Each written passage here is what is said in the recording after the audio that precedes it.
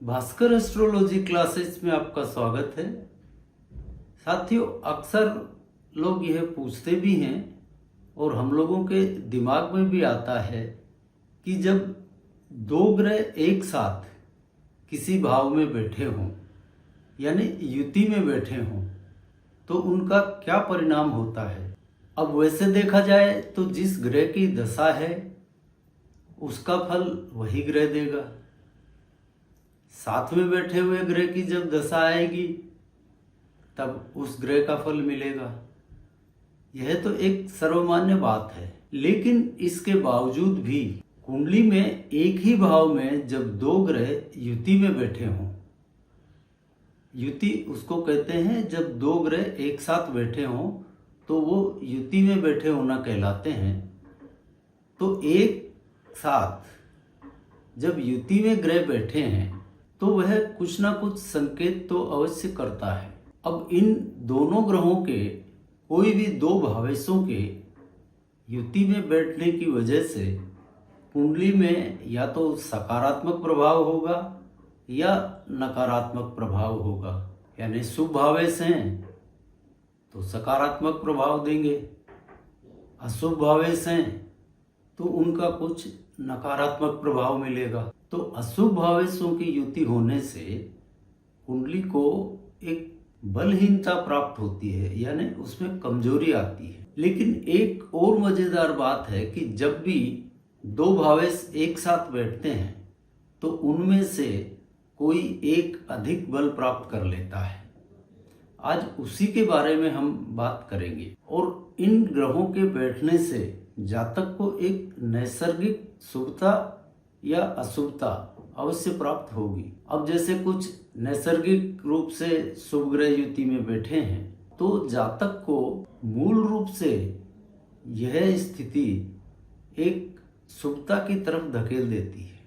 और जब भी उसको किसी खराब भावेश की दशा आती है तो उस समय उसको उतने खराब फल महसूस नहीं होते और खराब समय को भी वह आसानी से व्यतीत कर लेता है, बहुत सहजता और सुगमता से। तो आइए अब इन युतियों को समझते हैं। यदि कुंडली में लग्नेश यानी लग्न भाव का स्वामी और नवमेश यानी नवम भाव का स्वामी ये दोनों ही युति में बैठे हों, यानी एक साथ एक ही किसी भाव में बैठे हों, तो ये कुंडली को एक नैसर्गिक शुभता देते हैं। और एक बात का यहाँ पर ध्यान रहे कि लग्नेश और नवमेश की जब भी युति होगी किसी भी भाव में तो यहाँ पर नवमेश अधिक बलशाली हो जाएगा, यानी नवमेश के फलों में बढ़ोतरी होगी।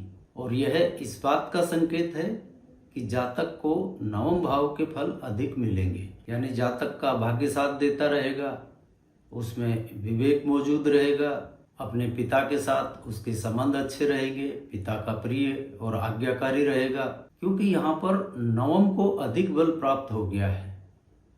और ऐसे जातक का जैसे ही जन्म होता है उसका पिता स्वयं एक उन्नति और तरक्की की तरफ बढ़ता चला जाता है। आइए अब बात करते हैं कुंडली में लग्नेश यानी लग्न का स्वामी और दशमेश यानी दशम भाव का स्वामी, इन दोनों की युति किसी भाव में होती है तो उसका क्या परिणाम होगा।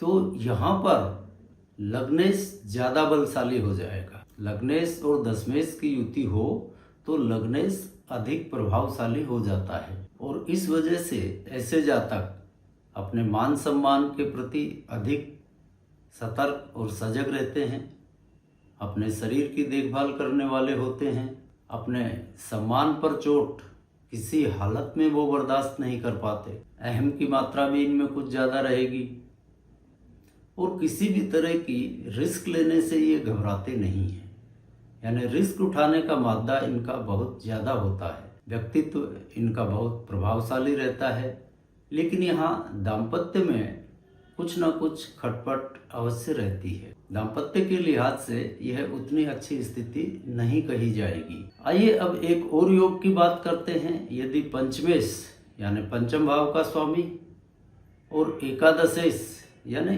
एकादश भाव का स्वामी ये दोनों ही ग्रह एक साथ किसी भी भाव में बैठे हों यानी युति में बैठे हों, तो इस स्थिति में एकादशेश अधिक बलशाली हो जाता है। पंचमेश से अधिक एकादशेश बली होगा यहाँ पर, और इसके परिणाम स्वरूप ऐसे जातकों में इच्छाओं का एक भंडार मौजूद रहता है। इनकी एक इच्छा पूरी हुई नहीं कि अगली इच्छा का जन्म स्वयं ही हो जाता है। इच्छाएं कभी पूरी नहीं होती, अनंत इच्छाएं होती हैं इनमें, और आत्मा के स्तर पर जीने की बजाय ये लोग भौतिकता के स्तर पर जीते हैं और पा भी लेते हैं, और अधिकतर ये नौकरी करना ज़्यादा पसंद करेंगे या फिर अपने पैतृक व्यवसाय में भी सफल हो जाते हैं। आइए अब बात करते हैं चतुर्थेश यानी चतुर्थ भाव के स्वामी और नवमेश यानी नवम भाव के स्वामी युति में बैठे हों, यानी दोनों एक ही भाव में एक साथ बैठे हों, तो इस स्थिति में यहाँ चतुर्थेश अधिक बलशाली हो जाएगा। यानी नवमेश से भी अधिक यहाँ पर चतुर्थेश बलशाली होगा। आपने गज केसरी योग के बारे में तो बहुत सुना ही होगा, यह वही होता है। और यह गज केसरी योग 4 प्रकार का होता है, और इसके बारे में एक विस्तृत वीडियो हमने पहले से ही बना रखा है। आपकी जिज्ञासा हो तो आप वह वीडियो देख सकते हैं कि अन्य प्रकार के गज केसरी योग कौन से होते हैं। लेकिन यहाँ पर हम सिर्फ युति की बात आज कर रहे हैं, तो इसी एक युति वाले गज केसरी योग की ही बात करेंगे। तो ऐसे जातक यानी चतुर्थेश और नवमेश युति में बैठे हैं, तो इन जातकों को मान सम्मान बहुत आसानी से मिल जाता है, और जनता के बीच में यह लोकप्रिय भी हो जाते हैं, क्योंकि यहाँ पर चतुर्थ भाव ज़्यादा बलशाली हुआ है, और चतुर्थ भाव होता है जनता का।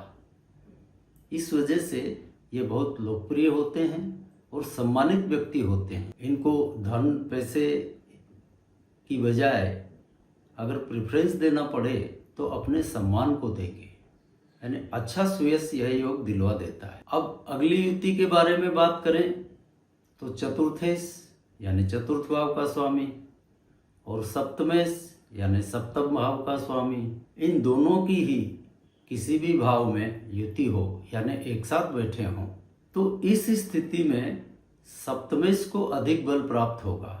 यानी सप्तमेश यहाँ पर चतुर्थेश से ज़्यादा बलशाली हो जाएगा, और इसका परिणाम यह होता है कि यह अनचाहे रूप से ही प्रेम विवाह का योग बना देता है।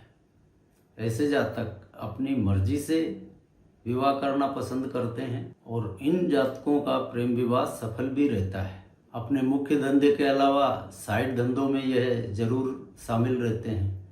इनको साइड धंधा करने का कोई ना कोई शौक अवश्य रहता है, मौका भी मिलता है, और साइड धंधा ये करते भी हैं। कुल मिलाकर आप ऐसे लोगों को जिनमें भी यह युति पाई जाती हो उन्हें बहुधंधी कह सकते हैं। आइए अब बात करते हैं तृतीयेश यानी तृतीय भाव का स्वामी और सप्तमेश यानी सप्तम भाव का स्वामी। इन दोनों की युति हो यानी ये दोनों एक ही भाव में बैठे हों, तो इस स्थिति में तृतीयेश अधिक बलशाली हो जाता है। यानी सप्तमेश से ज़्यादा तृतीय यहाँ पर ज़्यादा प्रभावशाली और बलशाली हो जाएगा।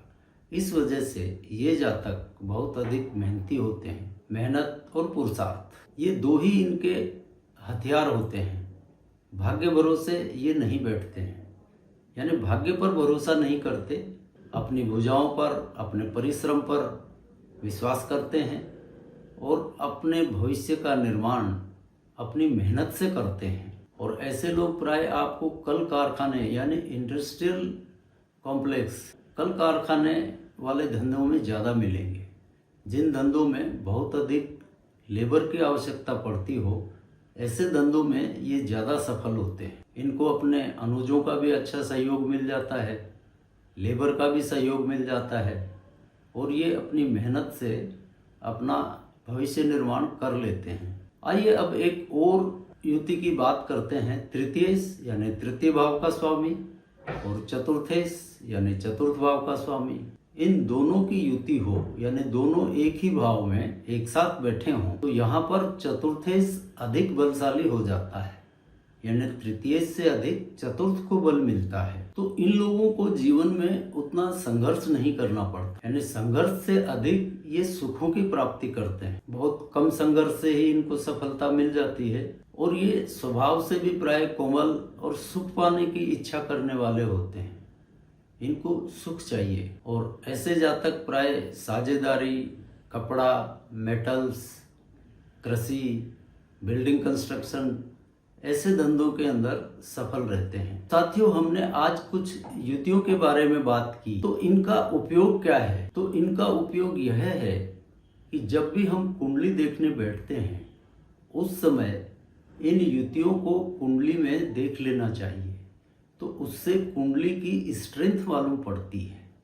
जैसे किसी जातक की कुंडली में गजकेसरी योग है तो वो तो हमेशा ही प्रभावी रहता है, तो कुंडली की स्ट्रेंथ बढ़ गई। दशाएं अच्छी या बुरी आ सकती हैं, लेकिन इन युतियों को देखने से हमको उसकी एक बेसिक स्ट्रक्चर मालूम पड़ता है, इसलिए इन पर अवश्य ध्यान देना चाहिए। और इसी के साथ आज के चैप्टर को विराम देते हैं और अगली बार मिलते हैं किसी नए विषय के साथ। तब तक के लिए जय जय सिया राम।